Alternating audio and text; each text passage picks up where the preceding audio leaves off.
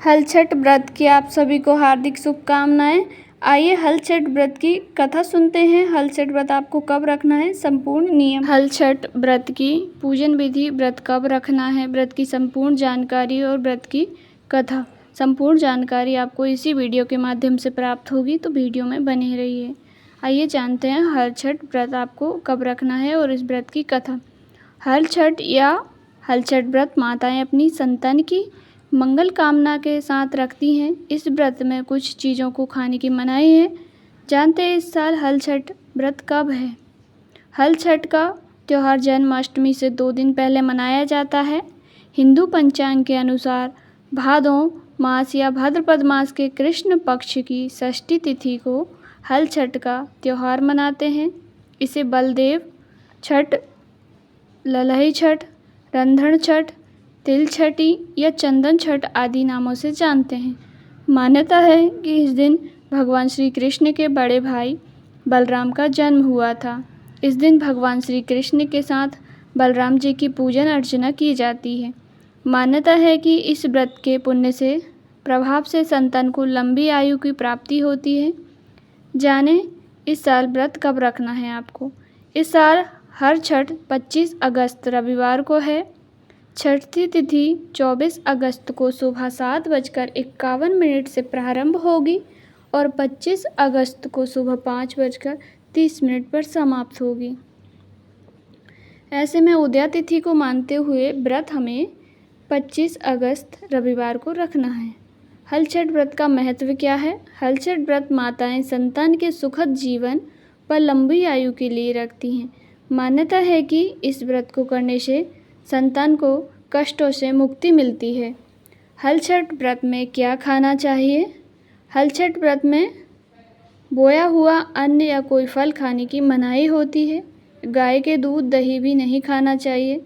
सिर्फ भैंस के दूध, दही और घी स्त्रियां इस्तेमाल कर सकती हैं। अब जानते हैं हल छठ व्रत की कथा। हर छठ व्रत में गर्भवती ग्वालिन वाली कथा पढ़ी जाती है। ग्वालिन गर्भवती थी, उसका प्रसव काल पास था, लेकिन दूध दही खराब ना हो जाए इसलिए वह उसको बेचने चल दी। कुछ दूर पहुंचने पर ही उसे प्रसव पीड़ा हुई। उसने एक बेरी की ओट में एक बच्चे को जन्म दिया। उस दिन हल छठी थी। थोड़ी देर आराम करने के बाद वह बच्चे को वहीं छोड़ दूध दही बेचने चली गई। गाय भैंस के मिश्रित दूध को केवल भैंस का दूध बताकर उसने गांव वालों को ठग लिया। इससे व्रत करने वाले का व्रत भंग हो गया। इस पाप के कारण बेरी के नीचे पड़े उसके बच्चे को किसान का हल लग गया।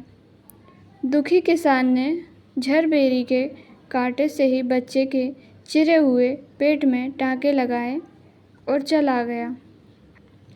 ग्वालिन लौटी तो बच्चे की ऐसी दशा देख उसे अपना पाप याद आ गया। उसने तत्काल प्रायश्चित किया कि गांव में घूमकर अपनी ठगी की बात और उसके कारण खुद को मिली सज़ा के बारे में सबको बताया। उसके सच बोलने पर सभी गांव की महिलाओं ने उसे क्षमा किया और आशीर्वाद दिया। इस प्रकार ग्वालिन जब लौटकर खेत के पास आई तो उसने देखा कि उसका मृत पुत्र तो खेल रहा था। तब से ही हल छठ का व्रत किया जाता है, हल छठ मनाई जाती है और संतान की लंबी आयु के लिए यह व्रत किया जाता है।